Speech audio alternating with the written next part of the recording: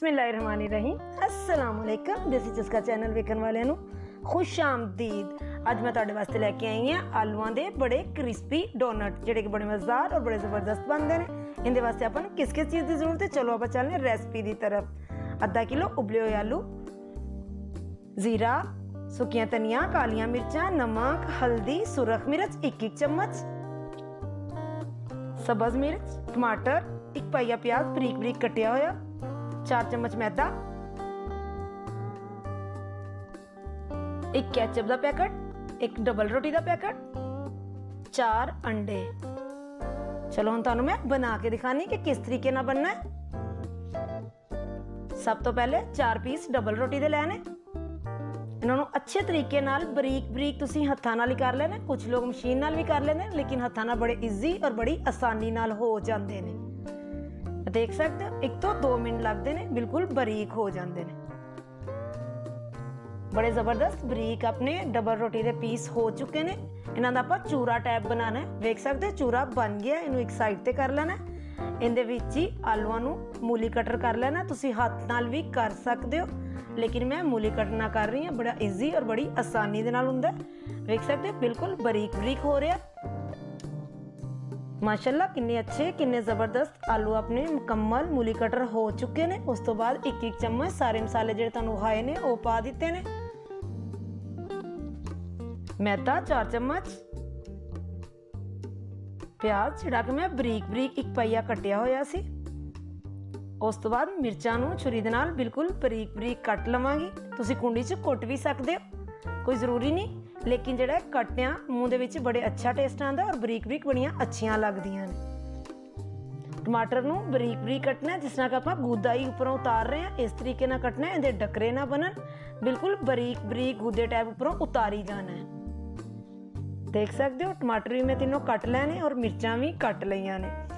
जिहड़ा कि डबल रोटी का चूरा सी तुहाडे सामने विच मिक्स कर दिता है। थोड़ा जिन्ना साइड ते निकाल लिया, वो आपां उपर लगा लवांगे। इनू अच्छे तरीके ना जिस तरह कि आपां आटा गुन्नीदा उस तरीके ना मिक्स करना है, ताकि बिल्कुल नरम होके प्याज विच मिक्स हो जान। देखो बिल्कुल आटे नुमा ही तैयार किया, जबरदस्त तैयार हो गया। इनू 2 तो 3 मिनट रखांगे। उस तो बाद इहदे उपर अंडा लगावांगे। जदों कि अंडा इहदे विच मिक्स हो जाएगा, बड़ा अच्छा होर भी नरम अपनी जिहड़ी गो आटे दी तैयार हो जाएगी। देखो कितना अच्छा और कितना जबरदस्त कलर लग रहा और नरम भी ज्यादा हो गया है। अगर तुहानू मेरी वीडियो अच्छी लगे तो वीडियो लाइक करना, चैनल सब्सक्राइब करना, बैल के निशान को दबा के आल ते जरूर सैट करना। 2 अंडे मैं प्लेट च तोड़ लैने। इन्हां दे विच थोड़ा जिन्ना जीरा डाल दिता, थोड़ा जिन्ना नमक, होर कोई चीज़ पाने की जरूरत नहीं। चम्मच दे नाल अच्छे तरीके नाल मिक्स कर लेना है। अंडा और सफेदी अपनी मिक्स हो चुकी है। हुण मैं थोड़ा थोड़ा आटा लवांगी, उन्होंने गोल गोल पेड़े नुमा तैयार करांगी। हाथ नूं तुसीं घ्यो भी थोड़ा जिन्ना लगा सकते हो, फिर जिहड़ा मैदा है वो अपने हत्थां नूं नहीं लगेगा। इस तरह ही तैयार कर करके इहदे विच होल करना दोनों साइडां तो, क्योंकि होल जदों करीदा तो डोनट अपना ज़्यादा क्रिस्पी बनता है, क्योंकि दोनों साइडां तो अच्छे तरीके नाल तलिया जाता है।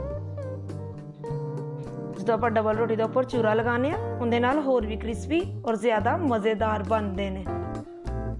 माशाल्लाह माशाल्लाह किन्ने ज़बरदस्त और किन्ने अच्छे सारे डोनट अपने तैयार हो चुके हैं। चूल्हा ऑन करनी है,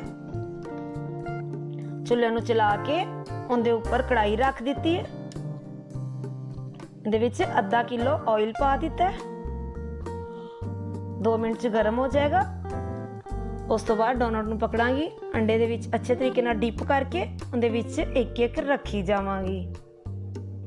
अगर तुहानूं मेरी वीडियो अच्छी लगे तो कमेंट दे विच अपनी राय का इजहार जरूर करया करो, ताकि मैं तुहाडे वास्ते अच्छी और नई वीडियो लैके आ सकां।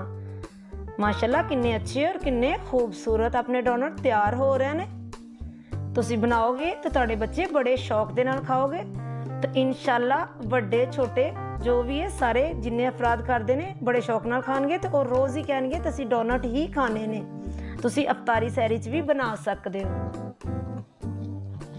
देख सकते हो बड़े क्रिस्पी तैयार हो रहे हैं। चुल्हे की आंच थोड़ी तुसीं घट ही रखनी है, ज़्यादा तेज़ नहीं रखनी। घट रखना, 1-2 मिनट टाइम ज़्यादा लगता है लेकिन ज़्यादा क्रिस्पी बनते हैं। देखो माशाल्लाह किन्ने अच्छे अपने डोनट तैयार हो चुके ने। ਨੂੰ एक प्लेट ਦੇ ਵਿੱਚ निकाल ਲਵਾਂਗੀ। इस तरीके ਦੇ ਨਾਲ ਹੀ ਸਾਰੇ 4-4 5-5 करके पूर तैयार करी जावांगी और सारे डोनट इस तरीके ਨਾਲ ही मैं तैयार कर लवांगी। माशाल्लाह किन्ने अच्छे और किन्ने ज़बरदस्त लग रहे हैं। देख लो दूसरा पूर भी तैयार हो गया। सारे डोनट मैं बड़े अच्छे तरीके ਨਾਲ तैयार कर चुकी हाँ। इन्हां नूं भी निकाल के मैं ट्रे दे विच रख लवांगी। माशाल्लाह किन्ने अच्छे और किन्ने क्रिस्पी लग रहे हैं। देख सकते हो डोनट तैयार हो चुके ने। फिर मिलांगी एक नई वीडियो दे नाल। बाय बाय, अल्लाह हाफिज।